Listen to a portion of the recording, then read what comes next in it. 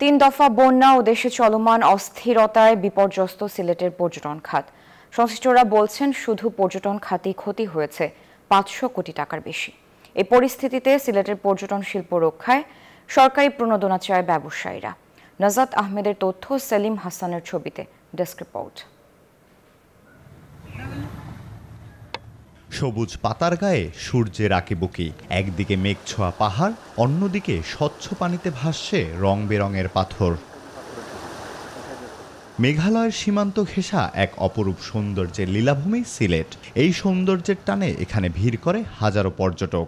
পর্যটন শিল্প ঘিরে সিলেটে গড়ে উঠেছে কয়েকশো হোটেল, মোটেল, রিসোর্ট ও গেস্ট হাউস, যেখানে বিনিয়োগ হয়েছে কয়েক হাজার কোটি টাকা। পর্যটন শিল্পের সাথে যুক্ত পরিবহন ব্যবসা, কুটির শিল্প সহ আরও অনেক খাত।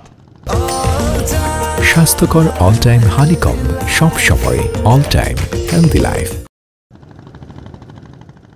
গেল মে থেকে জুলাই পর্যন্ত ৩ দফা বন্যা ও পাহাড়ি ঢলে প্লাবিত হয় সিলেটের নিম্নাঞ্চলগুলো।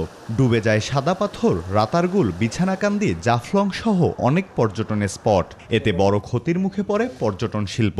বর্তমান পুষাইতেছে না, কোনো দিক দিয়ে না, ব্যবসা বাণিজ্য নাই। যে ২-৪০০ টাকা যে ঘুরে তো অনেক খরচ শেষ, না ঘোরা খানিও না ফ্যামিলি খরচ হয়। এই যে রাজনৈতিক বা ছাত্র আন্দোলনকে ইস্যু করে যেভাবে দেশের পরিস্থিতিটা অস্বাভাবিক করে দেওয়া হয়েছে, এটা তো আমাদের একদম এই খাতে এইভাবে যদি চলতে থাকে টুমোরো আমাদের এই ব্যবসা বন্ধ করে দিতে হবে। সংশ্লিষ্টরা জানান, বন্যা ও চলমান অস্থিরতায় সিলেটের ব্যবসায়ীদের ক্ষতি প্রায় ১৫০০ কোটি টাকা। শুধু পর্যটন খাতেই ক্ষতি হয়েছে ৫০০ কোটি টাকার বেশি। সবকিছু মিলে সিলেটের অবস্থা কিন্তু খুব করুণ। ইভেন ব্যবসায়ীদের অ্যাকচুয়ালি ওকালে পিঠ ঠেকে গেছে। তাই এই খাতকে বাঁচিয়ে রাখতে সরকারি সহায়তা চান পর্যটন ব্যবসায়ীরা। আমরা অনেক ক্ষতির সম্মুখীন হয়েছি।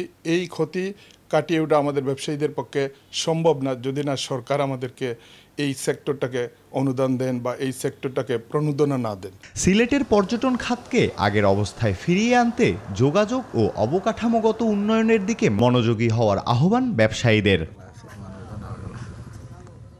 Desk report, news 24।